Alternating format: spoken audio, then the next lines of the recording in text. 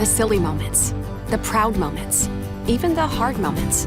They're why Wellmark Blue Cross and Blue Shield is committed to making healthcare better, more affordable, with more choices for care, and peace of mind through it all. Because Blue is here for you.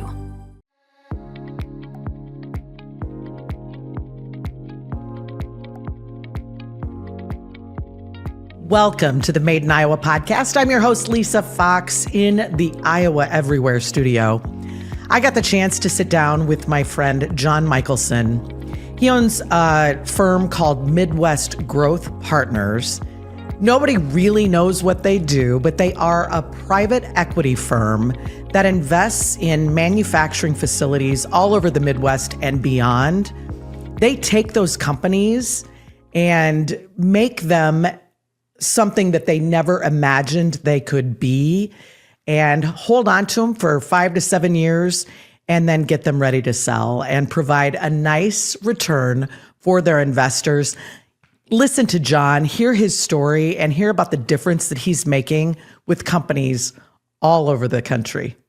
It is so much fun to have John Mickelson back in the hot seat. Thank you for having me. John and I talked, it's probably been a couple of years ago, and he is always working on super interesting deals. And I think, John, what you do is more important to the state of Iowa and the Midwest than probably the work of any other organization.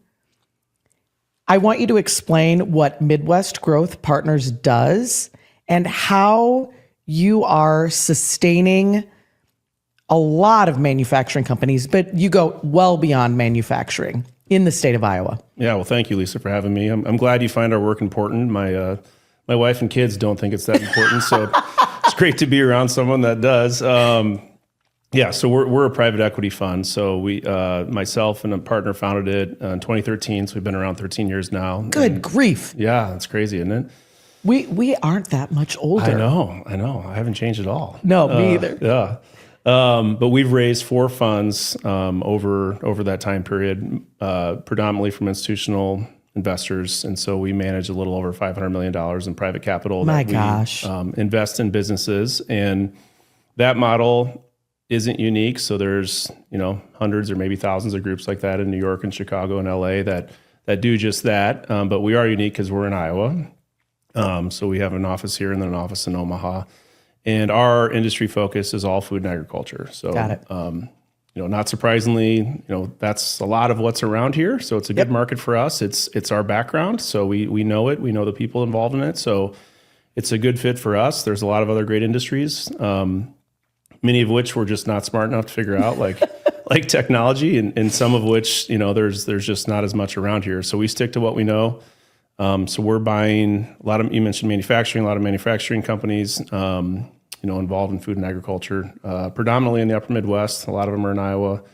We do have a couple company that builds equipment for the almond industry in California, because 80% of the world's almonds are grown in California. We have a company that makes Cuban food in Florida. A lot of Cubans live in Florida, so that makes sense to be down there. But for the most part, it's the upper Midwest because of that agriculture tie. One thing I'm going to ask you to clarify for me, help the dummy once again, the difference between venture capital and private equity. Yes. So we're the less sexy version of those two. So venture capital, that's what you read about, or someone invests in the, Apple when it's in the garage in the 1970s, and it's Steve Jobs, and then the company grows and scales. So a lot of that. So it's riskier. It's riskier, yeah. So those are earlier stage, more fragile businesses. A lot of times they certainly don't have earnings, but a lot of times they don't even have revenue. So venture capital gets early stage businesses to grow and scale. And the numbers are these. This will be generally correct, but if you make 10 investments in venture capital, you're hoping that one hits it big. Got and the other 9, might not work out. So that's a fun. So it's place. like playing craps in Vegas, a little bit. They would tell you it's more sophisticated than that, but it's a low hit rate. Look, right. If you invest in the next Facebook, that's awesome, right? But there's a lot of companies that get started that aren't Facebook. So that's venture capital. Private equity, what we do, we're generally buying established businesses from folks that want to retire. So they're in their 60s or 70s, and their spouse says, "Hey, let's get to Florida and chill out," and they don't have kids that are involved or interested in the business, or we're investing in businesses that have a growth plan, but they don't have the capital to do it. Right. And so these are businesses that have been around for, in many cases, generations. They're profitable. So we're trying to hit a lot of singles and doubles with our investors' monies, and we try not to have any strikeouts, and we don't have a lot of home runs. Where venture capital, lots of strikeouts and home runs would be kind of what they do. Right. John, I'm curious, of all of the deals that you have access to in your geographic area, how many do you actually look at in a year? And then how many of those actually make your funnel? Sure. That's a good question. So when we got started 13 years ago, there was concern amongst potential investors, and then frankly, probably amongst ourselves, that we wouldn't have enough to look at because we're looking at rural, we're looking at food and ag. And so there was concern that maybe the market was just too small. But really since day one, I think the first year we looked at 200 deals, and last year we looked at between 700 and 800. So the quantity of investment opportunities has never been a problem. We've always had plenty to look at, and getting the funnel from 700 to 800 down to the 3 or 4 or 5 we do in a year takes a lot of work. So that's where our team is really good, and our processes, and that's where we spend the majority of our time. But the characteristics that make a deal go through that funnel are really a couple things. So the first, call it half of that 700 or 800, are pretty immediate no's, and so they're too big, too small, wrong industry, wrong situation, whatever the kind of bright line rule would be. So those are immediately out. But of the next 300 or 400, we do spend time as a team looking at it, studying it. Maybe we get on a call with the company or the representative. We do some modeling internally. So we do spend time on it. And the ones that sort of make it through that process, I would say a couple characteristics. So one, we want them to have, a good competitive moat around their business. And so, it used to be the Walmart test, can Walmart put you out of business? And then, maybe 10 years ago it was the Amazon test. Can Amazon put you out of business? Now it might be the AI test. But can Amazon or AI, can they put you out of business overnight? So, if the answer is no, then you make that hurdle. And then sort of related, but a little bit different. So do they have, sustainable margins? So for instance, if they're just distributing a product that anyone can distribute and they're not really adding any value to it, we don't want to be in that business because the only thing you compete on is price. Right. And so we want to have businesses that, can sell a product or sell a service where they can charge for that because someone likes it and someone's willing to pay for it. So we want to find a business that has good sustainable margins. And then the last part, and probably the most important part, the people aspect of it, we want to invest with and invest in businesses that have people that share our values. And so, hard work, honesty, kind of all the Midwestern traits that you would think of is really important. And so many times you'll have a 70-year-old that's selling the business and retiring. And so you have to look at sort of the next generation of leadership. Who's there? Who's not there? Who can we bring in? Do they share our goals? And we try to set up, incentives so that we can be aligned on all those things. But where we've stumbled, where we've had mistakes within our portfolio, usually it's because that last piece doesn't align. Gotcha. Let's talk through some of your success stories. I know one that people might recognize is Inland Coatings over in Adel. And talk through that just briefly and how you diversified them to make them more marketable. Yeah. So Inland was a fun one. So they manufacture coatings that go on flat and low slope roofs. So think about grain buildings, hog confinements, and then also undercarriages of a lot of utility vehicles. And the business had been around. You've probably driven by it 100 times. Yep. On Hickman in Adel I think it started in 1978. The first employee was still there when we bought the business, and it'd been just kind of a sleepy business. Great margins, great products, great customers, but the gentleman who ran it, never sort of pushed the envelope on growth or professionalization or anything like that. So we saw great product, great margin, great people, but really an ability to grow. And so we invested and hired some salespeople, started auditing the financials of the company, brought in an ERP system to run the finance and accounting function, brought in some executive management. So I would say we call it professionalization. That's the nerdy private equity word, but we professionalized the business. So we kind of got our house in order, I would say. And then what we did was start looking outside. So how can we grow? So obviously existing customers, you can sell more product to them. So we tried to do that. But then also Inland had a specific kind of coatings, solvent-based coatings that it was selling, but we didn't sell water-based or silicone-based. And so certain customers would say, hey, do you have water-based or do you have silicone-based? And we'd have to say no and turn them away. So we went out and acquired 2 companies that manufactured those products. So that way, when a customer came to us, or even better yet, when we were out selling to a customer, we would have sort of a full suite of products to satisfy whatever their needs were. And so we acquired those capabilities to give us kind of a more well-rounded product approach. And then also— What was the proximity of those 2 companies? Were they in the Midwest? One was in Ohio and then one was in North Carolina. So Inland had a good historical base, kind of in the Midwest, up into Canada, a little bit in the north, a little bit in the Pacific Northwest, but sort of nothing, east of here. Not nothing, but very little east of here. So when we acquired Ohio and North Carolina, we were able to open up a whole new geographic territory too. Very cool. Yeah. And then let's get into one that you just mentioned, West Side Salvage. I've heard of them, but I had no idea what they do. Yeah. Talk about them and how you came across them. Yeah. So West Side Transport, you may be familiar with, the big trucking company. Yep. Seen their trucks. And so West Side Salvage actually got started before West Side Transport. So West Side Transport was actually started to service West Side Salvage. No kidding. But over time, West Side Transport grew to be a huge company that serviced people other than West Side Salvage. And so West Side Salvage is a company that goes out and cleans up grain spills. So it might be a train derailment, it might be a grain bin fire, it might be an act of God. But there is grain that's in someone's field or on someone's property, and they want it out of there. And it might, by the way, it might be on fire, or it might be blocking a road or whatever it is. So many times it's an emergency situation. Okay. And so the property owners want it out of there, the insurance company wants it out of there, whoever owns the grain wants it out of there. And so they bring our team in and we clean it up. And you can't just, if you got burning grain and the local fire department, what they want to do is they want to spray it with water. That makes the situation worse. So there's actually there's a whole methodology to clean up. And a protocol that you have to deploy. Yep.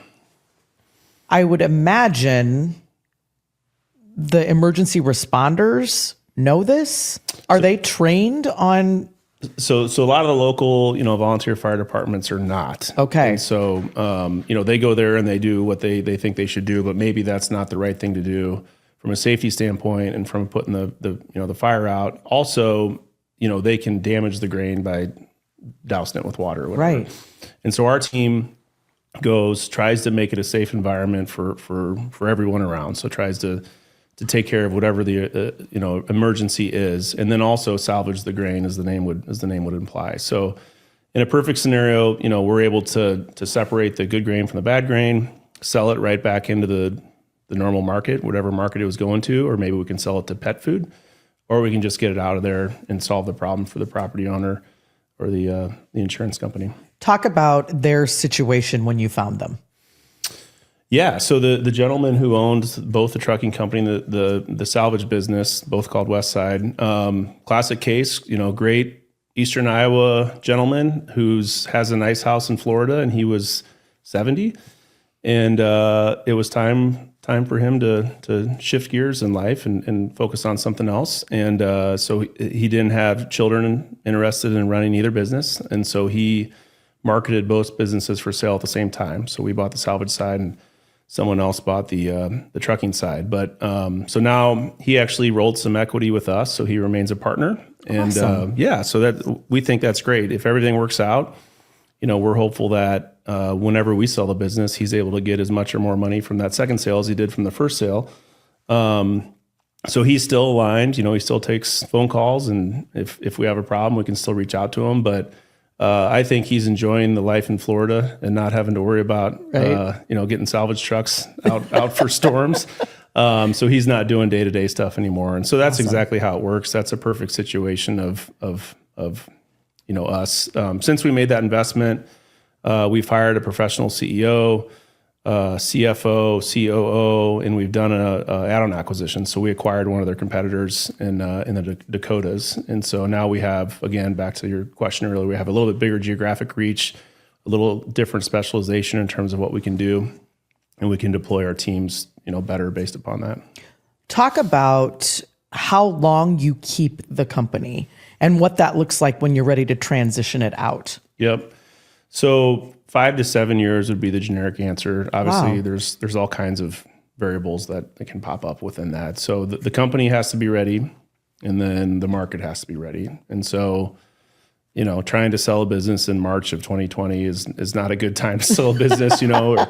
So you kept those a little longer. Yeah. So even if everything's going great for the company, the market might not be ready. So those two have to align. But in terms of the company being ready, all the stuff I've talked about professionalization, so getting good systems in place, getting good people in place, growing the business, all those things. I mean, even if you're, a rocket scientist or Harvard MBA, that still takes 4, 5, 6 years. And so even if under the best circumstances, it takes time to do that. And so that's why when we talk about the company being ready, it just takes time. And we're not, we're not business flippers. We're not trying to flip it for, a quick buck or anything. We want to, grow the business and leave it a lot better than what we found it. I mean, that's our ultimate goal. Have you ever been tempted to keep one?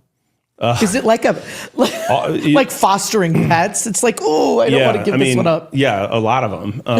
So this isn't, unique to us, but the industry standard is that, your limited partnership agreements sort of prohibit you from doing that, because most institutional investors, they want their capital to kind of cycle through. Yeah, so they want their capital back eventually. But yeah, I mean, there are several businesses that would be like great, dynastic type businesses that you could leave for your grandkids and just generate great cash flow. Right. So and make a great life for them, right? For sure. So we'd love to own a lot of them for a long time, for sure. Yeah, that's cool. All right, let's talk about the horizon. What are you working on right now that's super exciting that you've got great hopes for? Yeah, so we have a company under LOI that makes Hispanic foods. So think about tortillas and tortilla chips. We have a couple other investments that are sort of adjacent to that space.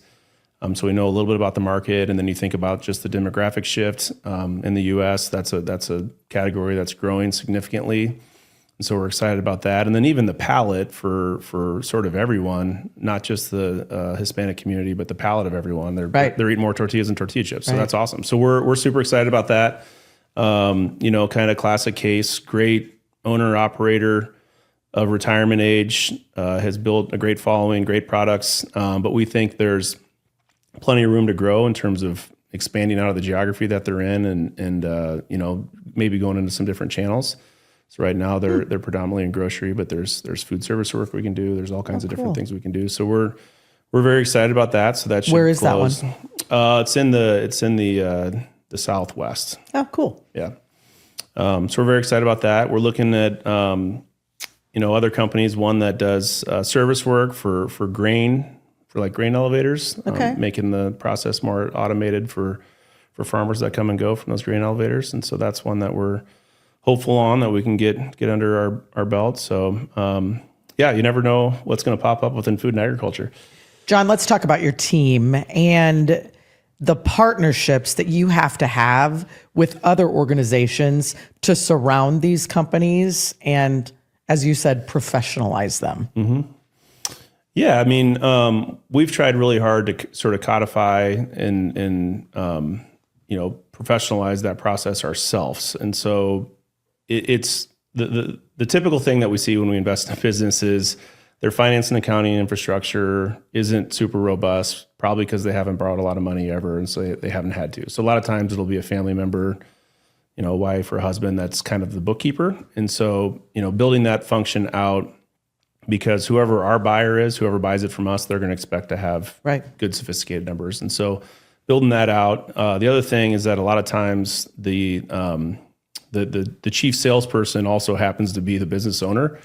I've never seen that happen before. So they know everyone at the trade show and they know everyone in the industry, and that's and so they just like literally answer the phone. So that, calls come in and they answer. And as the owner goes, so goes the business, right? So that is risky. It's risky, but also it sort of artificially over time has maybe limited their growth. And so they've only been able to, I shouldn't say only been able to, they've been able to provide a great living for themselves and for their family and for their employees and for their community, but maybe they've only grown it to a certain level, whereas if they had invested in sales infrastructure, it would get bigger. So our task is to go out and identify that sales infrastructure and build that out.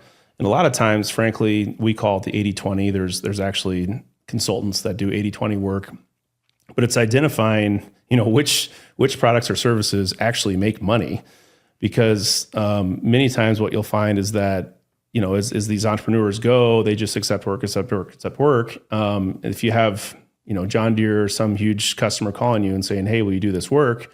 You just say yes and don't think about. The tail wags the dog. That's right. So the 80-20 rule forces you to go kind of SKU by SKU, like, is this product making us money? Wow. If it's not, we need to change our pricing, or we just need to say, hey, we're not going to do it. Right.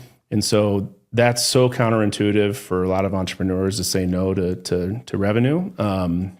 So as a objective third party outsider coming in, it's maybe less emotional for us to say, hey, like, let's focus on these 20% of products that are super profitable and making us money and we're good at, and let's let these 80% go, or change how we price them or whatever. And it amazes me how many companies don't calculate the cost of a product.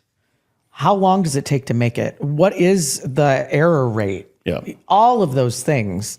And so really, there is so much that you do that every business could learn from a profitability standpoint, because at the end of the day, that's what you're looking for. Yep. Is for this organization to be profitable. That's right.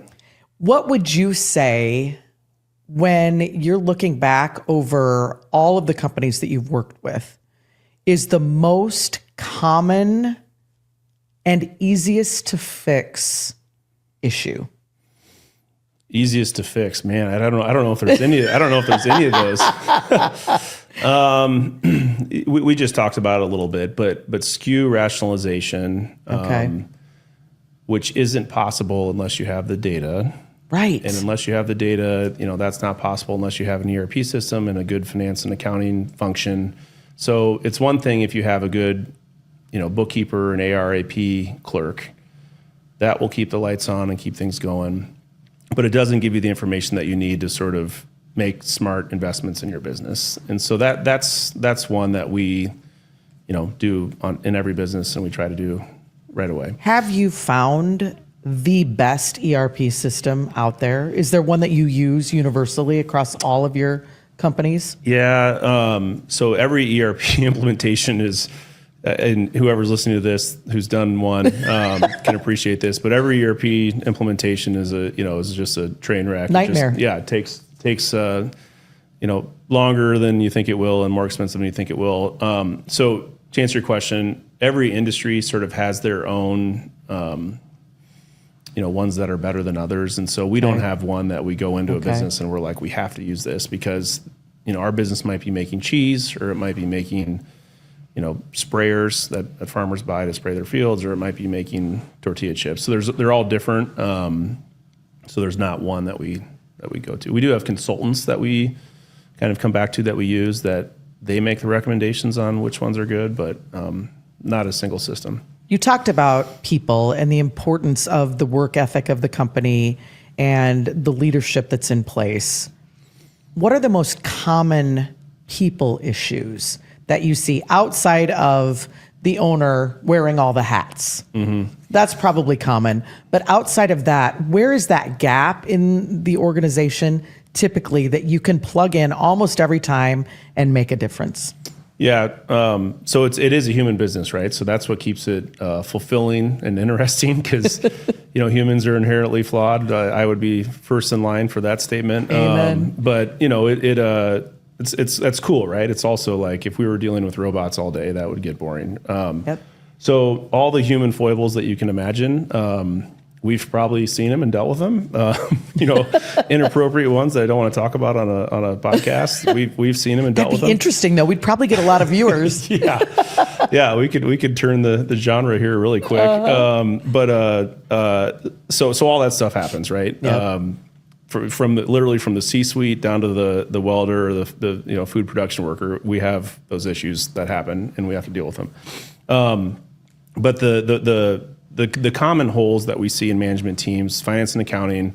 So there's a difference between a bookkeeper and a controller and a CFO. So CFOs, we want them to be strategic, make decisions on acquisitions and product lines and expansion, and that's different. That's a different skill set than controller. And so, some companies just need a good, strong controller. Some need a full-fledged CFO. And so we try to determine that right away.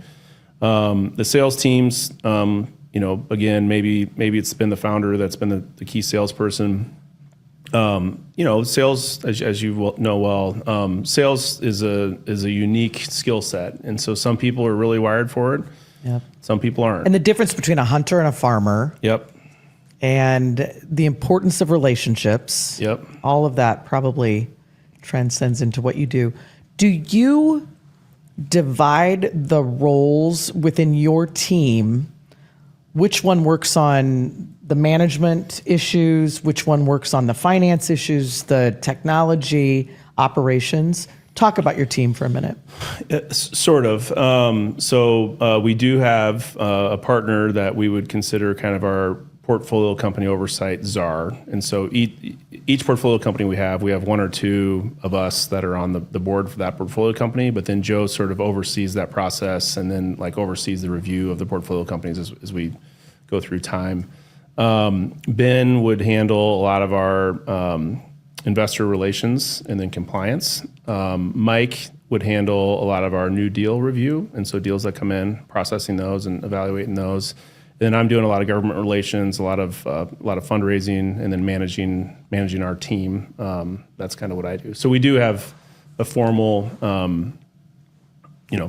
division of labor amongst those things. And then the young guys in our team that are super smart and work super hard, they have different titles, and so they might lead a deal or might be secondary support or tertiary support, but they all would have similar skill sets. Their finance backgrounds, they're high IQ, high throughput, and so they're able to churn through all the new deals that come in. Has AI impacted the speed at which you can do your work now? It's interesting. So, every private equity conference that we go to and stuff, it's on the agenda, and so we're paying attention to it. And there are certain tasks that certainly you can do better. And so, if you think about we do an investment committee memo. So when we're going to make an investment, we'll do a 30-page memo. Why we're going to do the investment. Sort of memorializes our thinking. We wouldn't necessarily have to do that because it's us voting internally on the deal, but we do it because it forces us to have the discipline to go through the steps. Right. So if we think about within that document, the industry section. So historically, an analyst or associate would spend 2 or 3 days digging through industry research and putting footnotes and all that stuff. So something like that can be done now in 10 seconds. Isn't that awesome? Yeah, so it certainly saves time. I do think a lot of the accounting firms that call on us, they're trying to show us AI things that will make our processes better. I do think some of those are still solutions for problems that don't exist. And so, yes, they can automate XYZ process, but that process has never been a bottleneck for us anyway. So why are we trying to automate it? Right. So certainly powerful. It's certainly something we're looking at. I do know of other funds that they have their own proprietary chat or whatever, where they load all their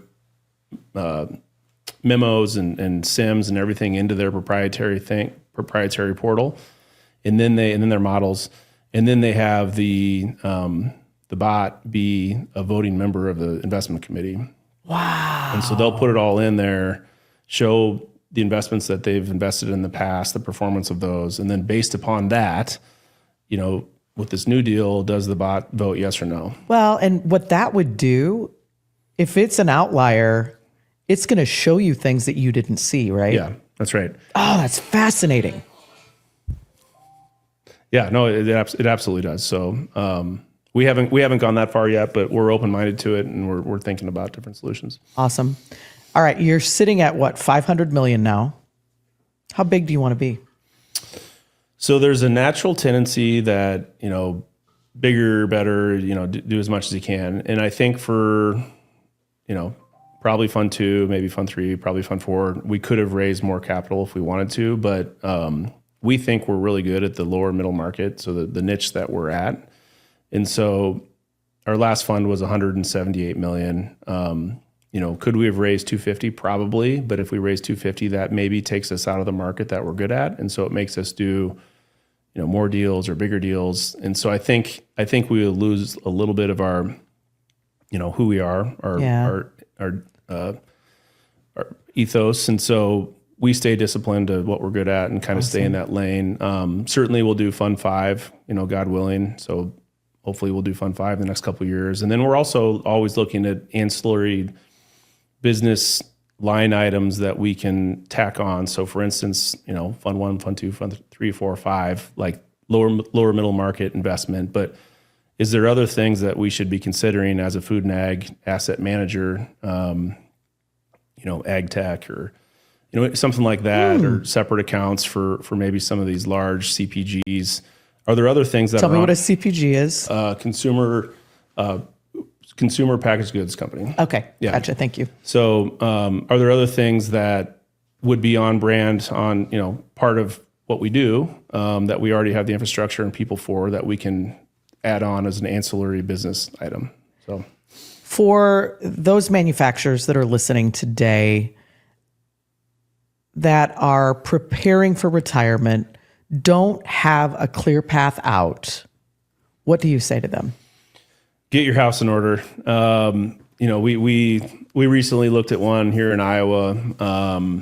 Nice business, profitable, great guys, but they just had not prepared themselves for the sale.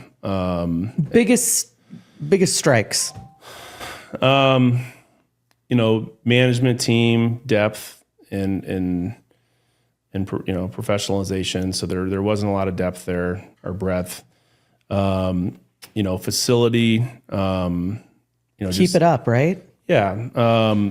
So no buyer. Look, manufacturing facilities aren't. You're not supposed to be able to eat off the ground, right? They're dirty businesses and lots of stuff going on.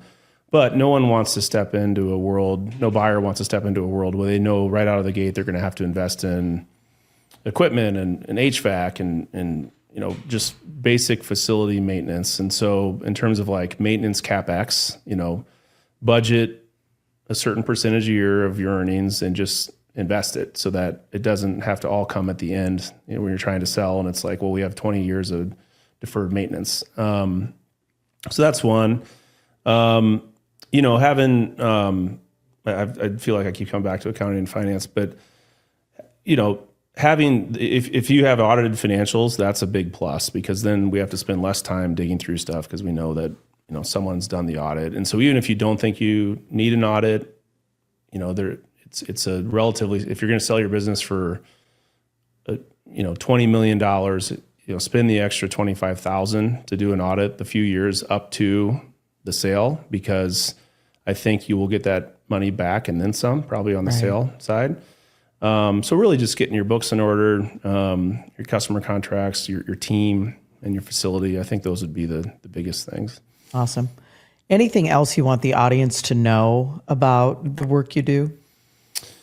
It's cool to get to do it in Iowa.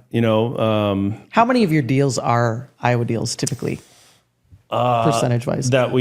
So I think, I just looked at this. So I think 15% of that 700 to 800 that we look at a year are in Iowa. Wow. So that's, for a 3 million person state, that's a lot. And so we get calls from other funds or from investors. Hey, you're the Iowa guys. Like, you should look at this deal. And that's great. We love that. We'd love for them to all be in Iowa, Right. So if there's a food and ag business in Iowa, we'd love to take a look at it. Let's talk really quickly, because we are in a political season that is critical for our success going forward. Are there any concerns that you have in the state of Iowa, being as engaged in public policy as you are, that really scares you? Yeah, I mean, obviously the ag economy the last 2-3 years has been tough. So it was tough anyway because of supply and demand issues, and then it got tougher because of tariffs and trade war stuff. And so that getting the RVO figured out, RVO, renewable volume obligation. Okay. So it deals with biodiesel, getting the E18 thing figured out, just having some certainty within markets. So I think farmers, know what to plant. Right. That would be big because we have a company that sells, combines, and no one's going to buy a couple $100,000 combine if they don't know like what the market's going to be next year. So there's just a lot of uncertainty on the ag side. Do you see it turning at all? So they announced the support payments in December for farmers, which was good, but it kind of felt too little, too late, and so those are just starting to hit right now. And so I think a majority of those dollars are going to get soaked up, sort of, paying down debt or buying inputs for the next crop, instead of like building the business. So instead of buying new equipment or new farms or whatever, I think it's going to be just sort of using those dollars to get by. And so it's a positive, it's good, but I don't think it certainly doesn't solve the issue. We have seen, a few green shoots. I think John Deere is hiring back a few people, a couple of their plants. And so you are starting to see, maybe some light at the end of the tunnel. What happens in South America with weather and their crop and stuff, I think will have impact on prices. But ag's tough right now. It's tough. Yeah. Talk about onshoring and reshoring. Part of the long-term goal of the tariff work is that we bring some of that manufacturing back here. Are you seeing it? Yes, I'd say yes. I would say post-COVID, we saw it. We have 5 machining businesses, and I would say they would be the beneficiary of those. Awesome. Having the far-flung supply chains that a lot of these OEMs had, for years, it was cheap and efficient, but when something like COVID hits, it stinks because you can't get the equipment you need. And so having local, reputable suppliers for a lot of that equipment is important to those people, and I think several of our companies have been the beneficiary of that for sure. Awesome. Thank you for coming in, and this is to John, your wife and kids. What he does is very, very important.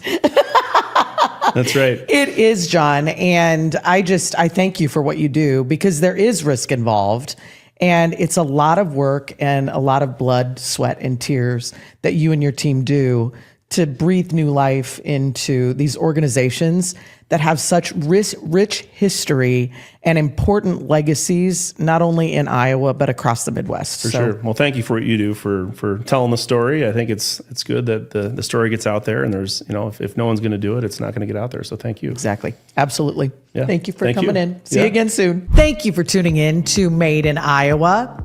Subscribe, like, and share wherever you listen. Catch episodes weekly from the Iowa Everywhere studio on the BPC streaming network.